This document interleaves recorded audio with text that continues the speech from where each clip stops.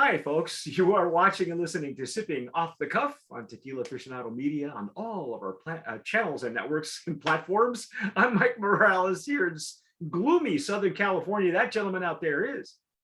Jim Johnston in Youngstown, Ohio. What's the weather like in Youngstown? Is it snowy? Is it rainy? Is it cold? What is it? It was 75 degrees on Thursday, and it was 28 degrees yesterday. Wow. Now it's in the mid 40s. And it'll be back up to 6. So if you hear a little bit of the allergy sinus happening here, it's because the pollen came out for a day and then everything froze again, which is always great. Life in Ohio, man. So yeah. What can I tell you?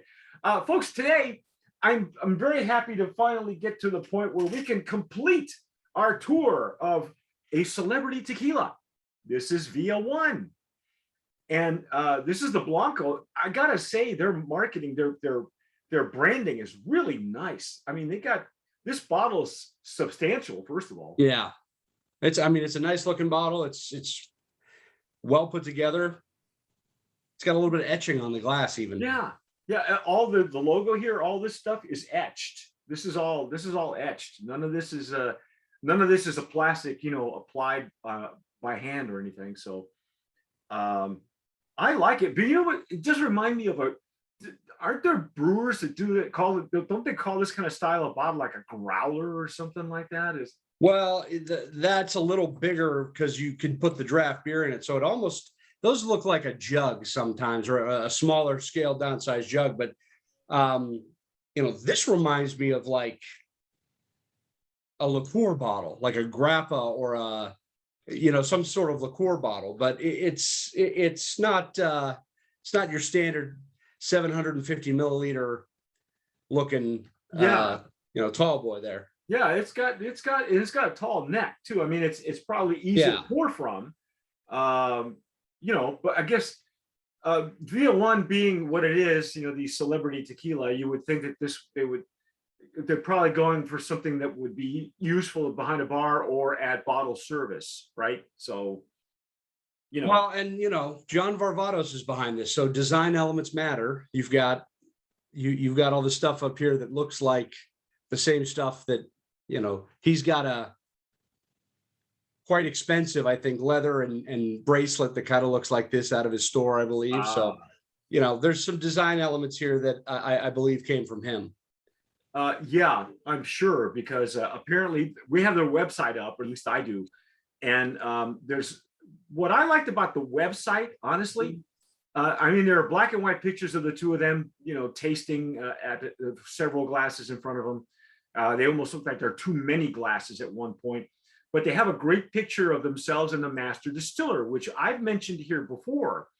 This is, I guess we should probably tell you where the, before we get into 2 minutes of the stats and stories, this is coming out of Fábrica de Tequilas Finos, which also makes Ka. It makes Rooster Rojo, which we've had last year. They were Brands of Promise, actually nominees. They also make Cancion, which used to be called Mexican Moonshine by Roger Klein. It's known 1472. And I've made mention before that Arturo Fuentes, we met him. He was one of the first distillers that I met on that wild and crazy tour of 35 people. And it was the biggest, I call it the biggest blind date I've ever been on. And we visited in 3 days. We had like 12 distilleries we visited, and they were the first ones. And we met him, and he was very quiet, very low key.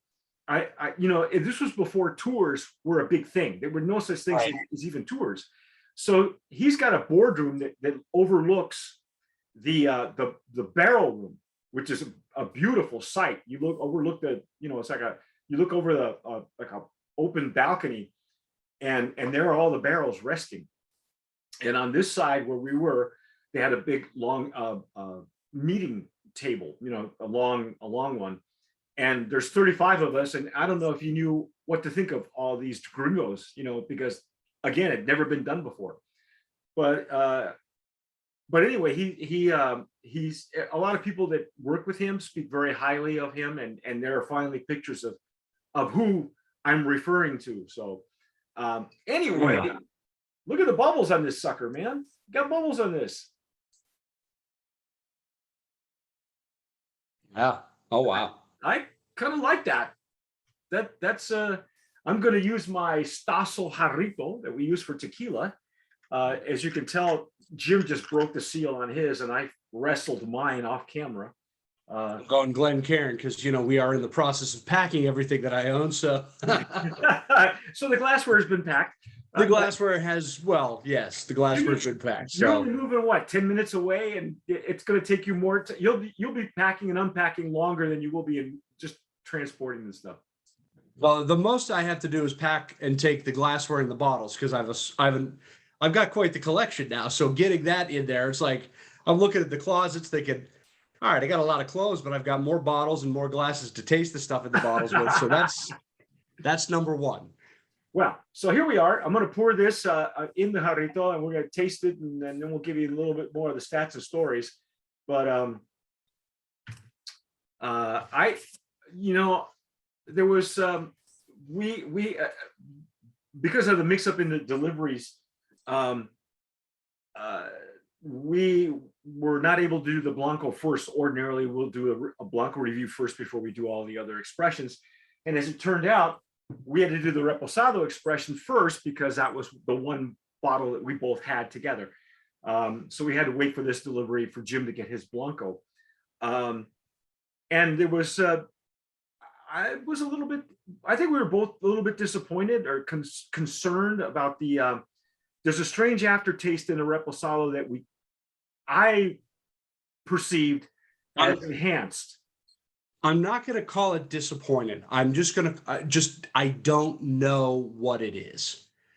Okay. And it's not that there was a flavor there. I actually think when we did the repo, I said there's something missing in the flavor profile in the middle of the front to the back because you got a sense of an additive, whereas I got the sense that there was supposed to be that little kind of mineral or white pepper kick that comes with the agave in a repo like that, that just didn't happen. And I think whether it be through an additive or it be through the process that they used, the idea here was to take a little bit of that bite down off of the tequila. Well, yeah, anything that would have even a little edge to it to make this a very consumer friendly tequila for non, for the masses, mainstream. Right. Mainstream. And I don't feel like it was a bad flavor. I was just taken by the fact that I was expecting that because I get it all the time and it didn't happen. So, I'm not going to say I was disappointed. I was just like, ooh, first of all, where did that go? And how did you get rid of it? Because if you put anything in a barrel, that's got to have just a little, even a touch of that, kind of barrel and char-based, just a slight edge to it. And this was not, it was soft. Yeah. Okay. Well, and I'll buy that. It was soft. I think it got in under the wire. I'll have to check the ballot. I'm pretty sure that we nominated it because it was still, it was, but I'm looking forward to the Blanco because this is always the source of whatever else, right. Goes. Right. And it's entirely possible that whatever they decided to do in the barrel there softened something up. But I think this is going to be the real test of, what it is we're drinking. Well, the Blanco is again pristine, nice legs and tears in it. I mean, if you've heard me say anything about the master distiller, is that he loves his legs and tears, and a pretty good body to it. Yes, and it's bright and shiny. I mean, you can. Yeah, it really is. You can see the legs and tears on it. Even on your end, Jim, you can. It's yeah. You've got do you have professional lighting in there now? No. That's just coming off the computer monitor there. Oh, okay. I was gonna say, man, all these guys are starting to get the ring lights, and it's like everybody's building. I'm gonna have to invest in a ring light because I got a halogen that's creating heat. So that's what I got. Well, I mean, the first year or so that we did this, I looked like the Emperor from Star Wars. I was just like the darkness on my face. And well, we should play that theme song. Da, da, da, da. Jeez. Emperor Palpatine, Okay, so it's the body's gorgeous. So what do we got on the nose here? Oh, now wait a minute. This wasn't there on the repo. No. That was a great whiff. That was a whiff of like agave baked in an oven or something. And I know they have autoclaves. I'm not sure if they have ovens. I can't remember. It's been so long since I've been to that distillery, and now that they've been invested in by Amber Beverage, there's no telling what else is in there. So it's got a little lime zest on it, a little pepper.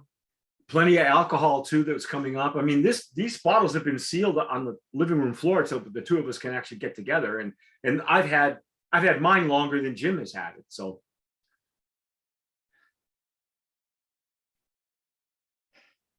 wow, this is different than the repo was. Yes. I recall the repo having a pleasant aroma, but it was not agave heavy, and it had an orange or citrus sweetness to it that's where when the flavor came through, you thought maybe that orange is that additive to get that sweet orange. But how do you do that on the nose too without, it just kind of. We've had it here on Sipping Off the Cuff with actually tequilas made with a diffuser. It amplifies. It's on the nose, and then you'll taste it in the aftertaste on the añejos and the reposados, and it's I've had it enough times now that I can pick it out, and that's what. But he's not known for that, and that's what bothers me. And it's not here at all. Yeah, it's at all. No. And this has got more alcohol on it. It's got more agave on it. That first whiff was baked agave, baked or cooked. And I'm just wondering if that barrel, whatever barrel they're using for the repo, is doing something to take that. If they're using that to really soften the thing down, but I can't even say that the barrel was distressed or old, multi-use, because the color of the añejo, of the reposado was fairly dark. Yeah, it was.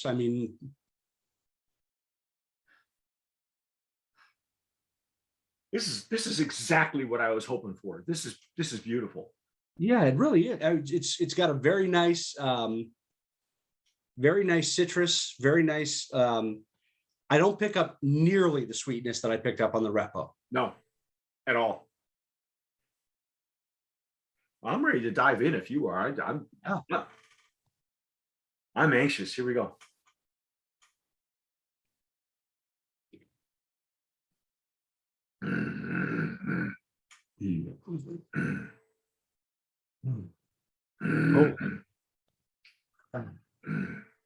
Wow.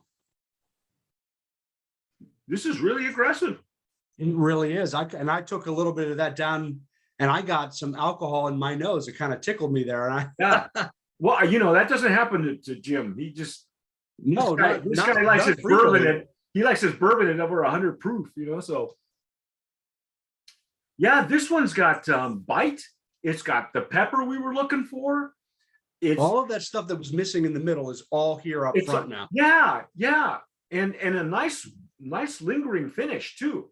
The repo didn't have a finish. It was a short to nothing. Yeah. Remember, it was a real short finish. And this has got strong agave notes. It's got pepper. It's got that lime zest that now has become a little bit of fresh lime. Yeah. But not sweet. And then it's got the alcohol is there throughout, but it's not overwhelming, but the finish is long. Although I was not expecting that middle part. I was expecting it to be gone. And it was a big white pepper, mineral lime middle there, but it's way different than the repo. Yeah, this is a hearty tequila.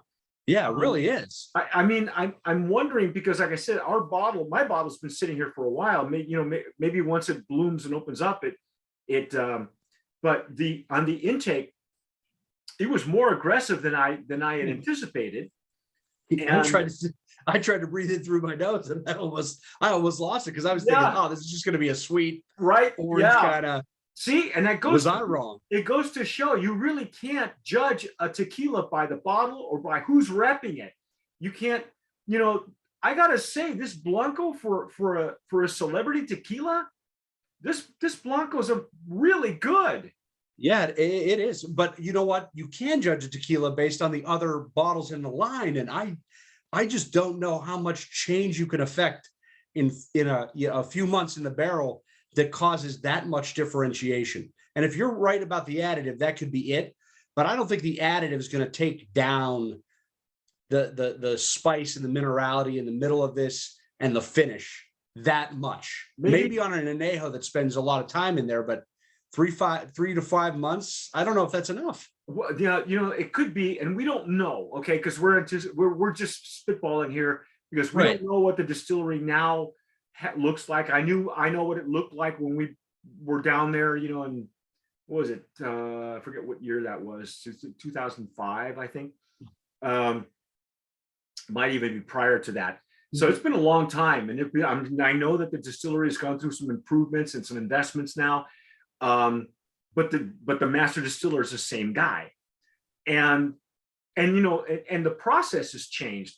So what I'm thinking, Jim, is maybe what they're doing is they're filtering, and in the process of filtering, to get some of the floaties and impurities out of the repo, not to make it a cristalino, just it's a normal process. You're going to get a little bit of debris in there that's got to come out.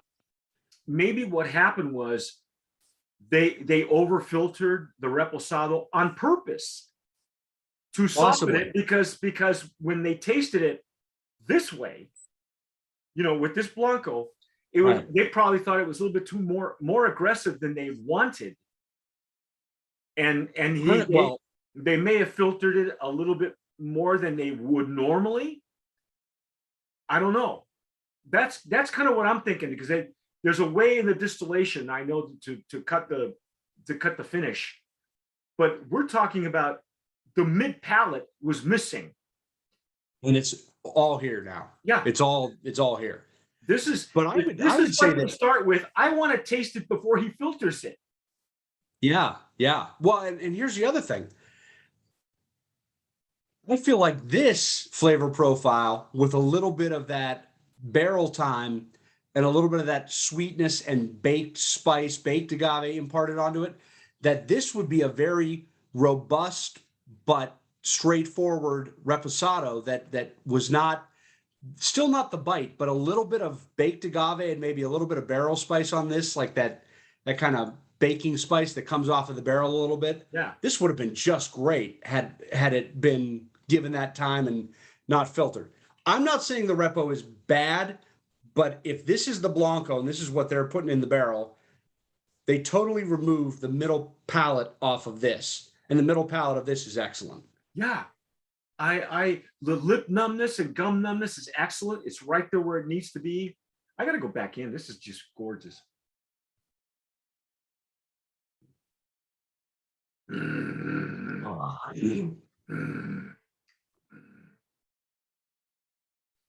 Right here in the back.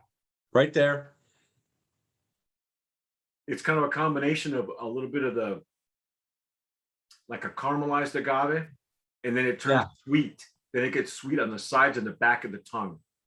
Yeah, and I'm getting a little bit of that lime and that pepper here, and then the lime is lime, not sweet lime like a sour lime, but it's good with that minerality. And then the lime kind of sweetens out on the back with, really just a very, sometimes we get anise. This is much more of a citrus zest and agave and mineral. It's got a component that I would say gets to that, but it doesn't have that finish that turns to that almost all bordering on a licorice taste. Yeah. This is really robust and nice. This if you're a guy who does tequila and soda, ranch water, a Paloma, the character, this is really the body and the character of this Blanco would stand up to anything you do with it. Even pouring it over ice, it'll still give you that good agave punch.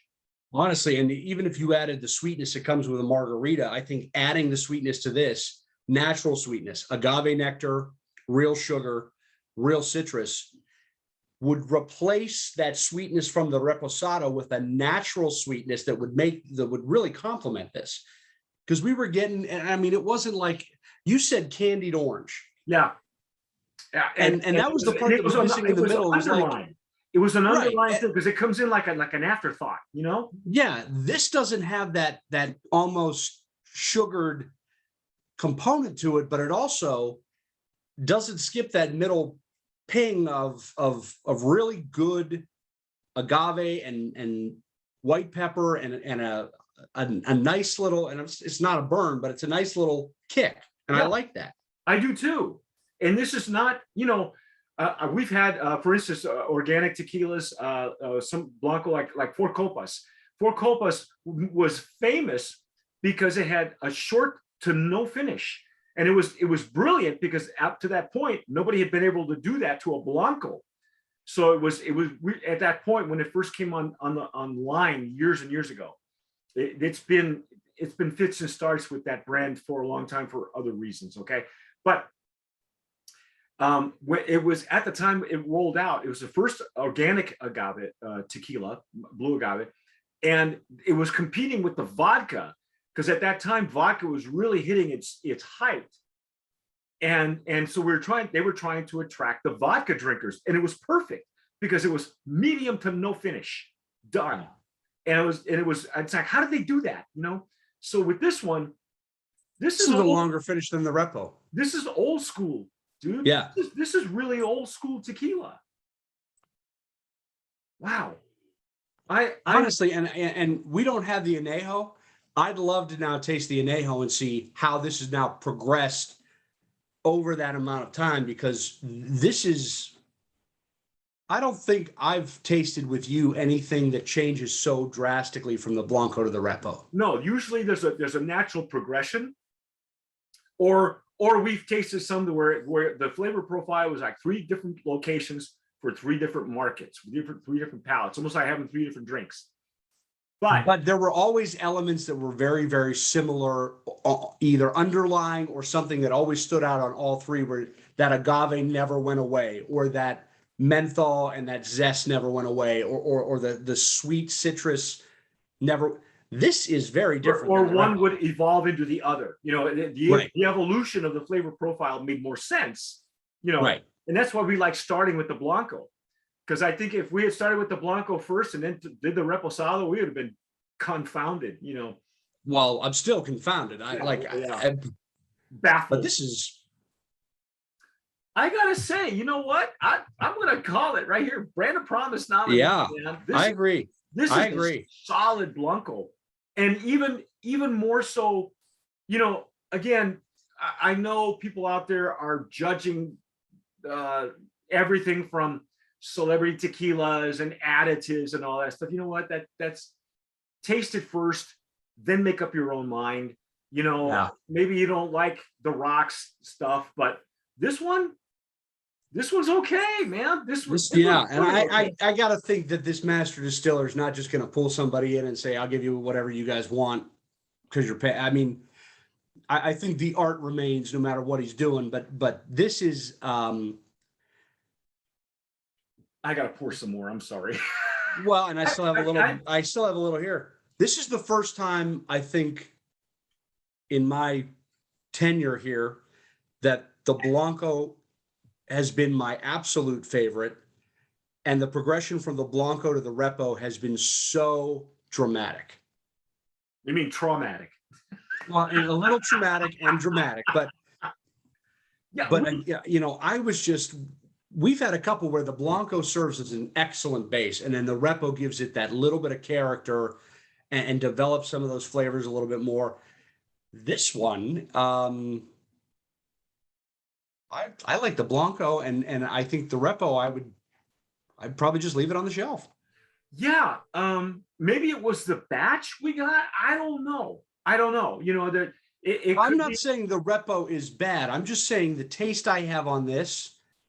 To see these in the exact same bottle, if you poured them blind for me, I would not have said that this is what turned into the Repo. Exactly. It's almost like they don't belong together, and that's weird.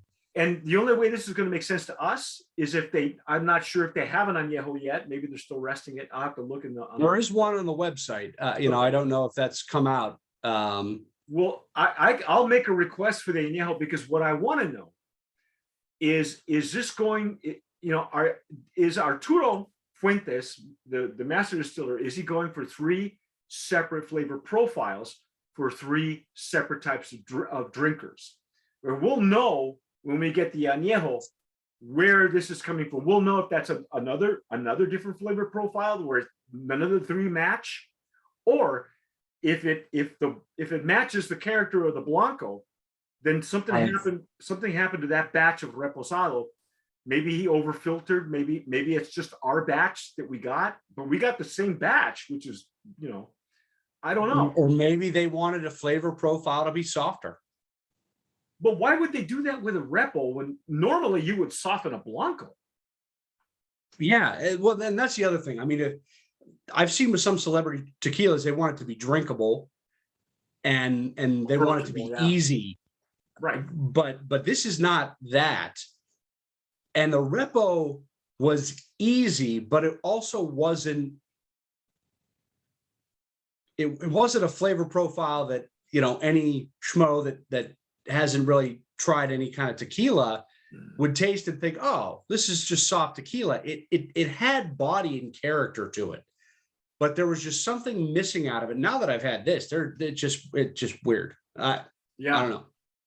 Yeah, this is like my second pour, and there's a little the agave caramelization bitterness that turns into the sweetness. It's a hair under anise. I got it finally.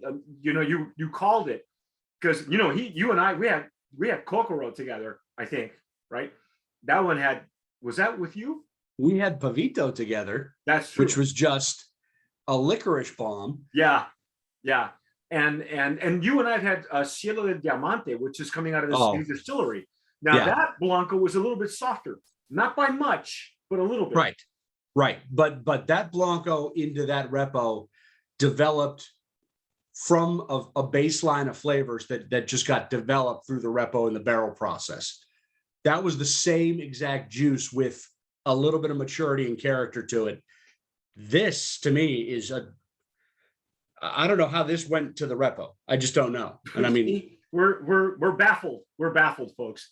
But we have nominated both of them as brands of promise, because we want to give them the benefit of the doubt. But this Blanco rocks, man. This is absolutely. This is, and again, I don't want to put out there that I feel like the Repo was not a quality. I'm just so confounded about how this came from this. Yeah, how that came from this. I agree, and I guess it's a testament to us and our palates that we were, because we didn't have this Blanco first. We normally start with the Blanco, then we progress through the line. Right. But we had only the Reposado, and even then, I found something weird in it, and you found something strange in mid palate, and so this does not compute, because this is it's all there. Yeah, this is all there. This is everything. If you're a Blanco sipper or drinker, and you like, sipping it, or you like making a cocktail with it, it'll stand up to both.